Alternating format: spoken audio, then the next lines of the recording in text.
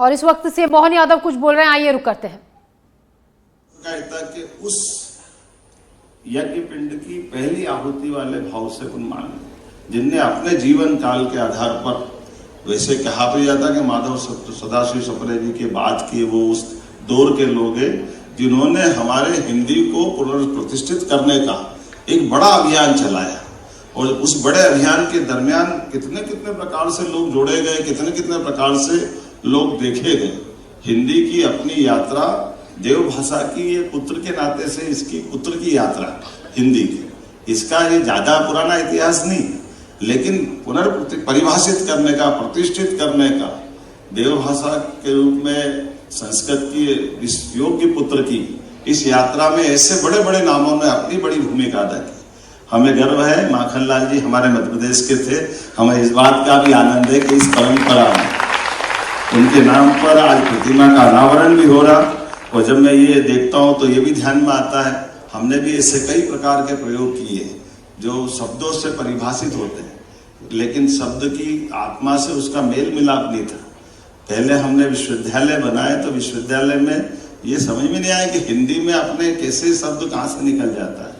अंग्रेजी में तो चांसलर, वाइस चांसलर समझ में आता है, लेकिन ये कुलपति, उपकुलपति के बजाय कुलपति कहाँ से आ गया, और कुलपति के खतरे क्या, ये भी ध्यान में आया कि कुलपति जब हम करने गए, मैंने सुना है कि कुलपति से कुलगुरु की यात्रा कैसे हुई। तो मैं इंदौर में जब शिक्षा मंत्री करके गया था, मैं हिंदी के अपने विश्वविद्यालय में इस तरह से बात कर रहा हूँ, तो जब मैं वहाँ मिला तो हमारी एक मैडम है जिनके पति माँ थे, वो वहाँ की वाइस चांसलर थे।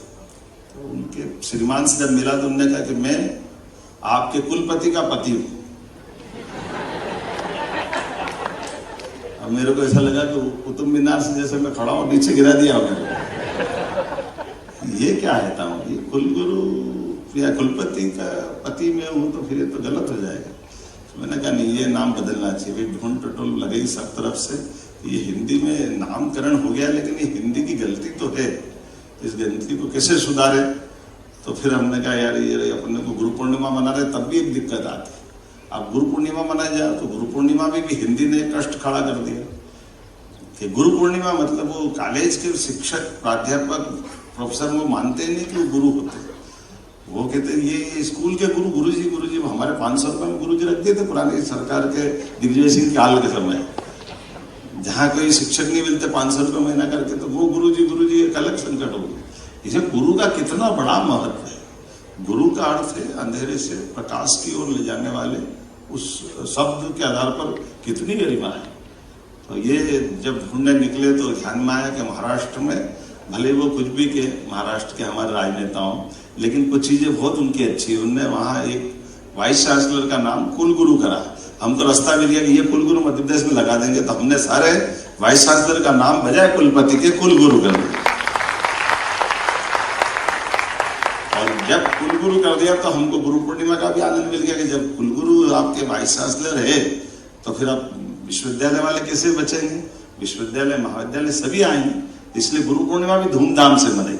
हमने सारे त्योहार सरकार के साथ, समाज के साथ सहकार करते हुए मनाए। रक्षाबंधन का हो, गुरु पूर्णिमा का हो, अभी दशहरा आने वाला है। अब दशहरे में भी जाने अनजाने हमसे गलती हो रही है।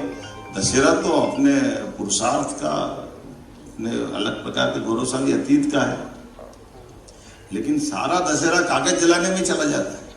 कागज का बड़ा पहाड़, उसका नाम रावण दे दिया और हम ताली बजा के घर हो गया दशहरा पूरा। तो हमारी सरकार बनने के बाद माननीय विश्वास जी और सबको जैसे जानकारी है, हमने कहा हर दशहरे पर शस्त्र पूजन होगा। जहां पुलिस का शस्त्रागार है वहां हमारे मंत्री जाएंगे, विधायक जाएंगे, जहां जो भी सिस्टम है, क्योंकि जो हमारे संदेश छिपे हैं प्रत्येक त्योहार में, उस त्योहार के संदेश को पकड़ने की आवश्यकता है। इसलिए मकर संक्रांति में नारी सशक्तिकरण की दिशा में खगोल को भी नमस्कार करते हैं, लेकिन ये जो एक के बाद एक हमने त्योहारों से जो सीखना चालू किया। आज मैं ये सारी बात इसलिए कर रहा हूँ कि ये माखनलाल जी से बात जुड़ रही है, और माखनलाल जी ने अपने जीवन काल में जिस प्रकार से वो पत्रकारिता जगत में आए, अपने बलबूते पर उन्होंने स्वयं ने, पत्रकार को लगता कि गलत हो रहा तो वो आंदोलन भी करते हैं। तो गौशाला के कत्ल खाने का जो सागर में उन्होंने अपना रोल अदा किया, गौ माताओं के लिए अंग्रेजों ने जो उनका अपना स्टाइल था, ऐसे में चट्टान की तरह अड़ा करके उनने जो अपने भावना व्यक्त करके आंदोलन करा कि अंग्रेजों को भी झुकना पड़ा। तो ऐसे स्वनाम धन्य हमारे बीच माखनलाल चतुर्वेदी, जिनके लिए अलग अलग अभी आपने बहुत सारे विद्वानों के उनके प्रति उस समय के भाव, और सबसे बड़ा भाव के स्वयं महात्मा गांधी जी ने कहा कि मैं धन्य हूँ उनके जन्म स्थान पर आकर के, ये इससे बड़ी बात कोई नहीं हो सकती। ये माखनलाल जी की पूरी यात्रा, जब उनके नाम पर ये स्थापित विश्वविद्यालय जब प्रतिमा का अनावरण कर रहे हैं, उनके जीवन के विविध पक्षों को आगे लाने के लिए या हिंदी की यात्रा में ये संस्थान और गौरवशाली अपनी ऊंची से ऊंची उड़ान करे। तो मैं मान के चलता हूँ, आपने सीट बेल्ट तो बांधने का भूल ही दिया है। मैं आपके लिए, हमने हमारी एविएशन की पॉलिसी बनाई है। एविएशन की पॉलिसी में हम अच्छी उड़ान वालों को अलग से प्रमोट करते हैं, हमारी तरफ से बीजीएफ देते हैं। तो आप अपनी तरफ आगे बढ़िए, हम आपको सभी प्रकार के संसाधन दे करके आप जहां तक जाना चाहोगे आपको मदद करते रहेंगे। पुनः आप सबका वंदन, अभिनंदन, बहुत बहुत धन्यवाद।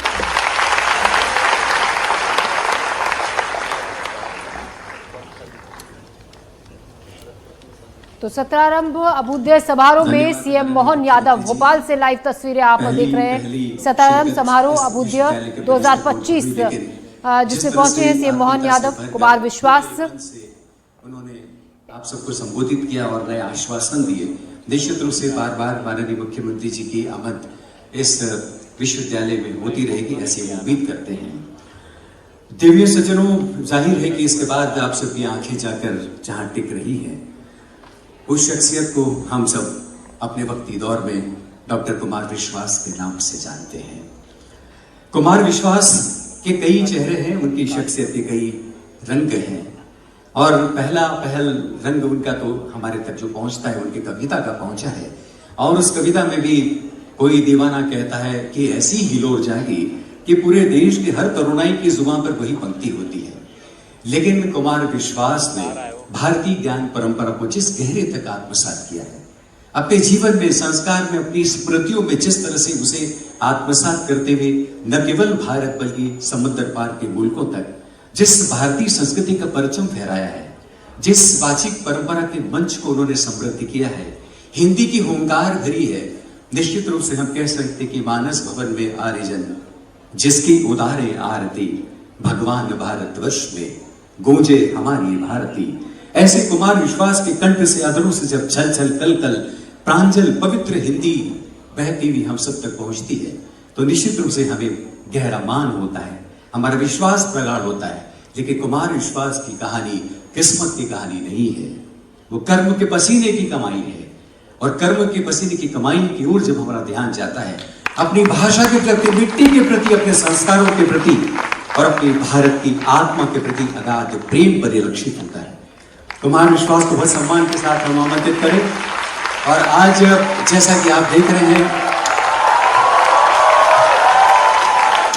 चलिए अब कुमार विश्वास आपके बीच। एक भारतीय आत्मा के नाम से भारतीय जनमानस में चिरस्थायी स्थान बना चुके पूज्य दादा की स्मृति को प्रणाम करता हूं। मंच पर उपस्थित महाकाल के भक्त और पिछले 2.5 दशकों से अखाड़े के समय से मेरे मित्र और मध्यावर्त के मेधावी मुख्यमंत्री मोहन भाई को बहुत बहुत प्रणाम करता हूं। कुलगुरु की पुस्तक मैंने रेलवे स्टेशन से खरीदी थी और मैं अपने से बड़ों द्वारा रेखांकित न हो पाने की कुंठा में बहुत दिन जिया हूं। तो मुझे सदा लगता है कि मुझसे अच्छा अगर कोई कुछ भी कर रहा है, उससे अपरिचय भी हो तो भी उसका संपर्क सूत्र ढूंढ के उसे फोन करो, उसे कहो कि तुमने बहुत अच्छा काम किया है। तो मैंने वो किताब ली और उसमें मैंने भाषा पढ़ी, उपन्यास तो था ही, तो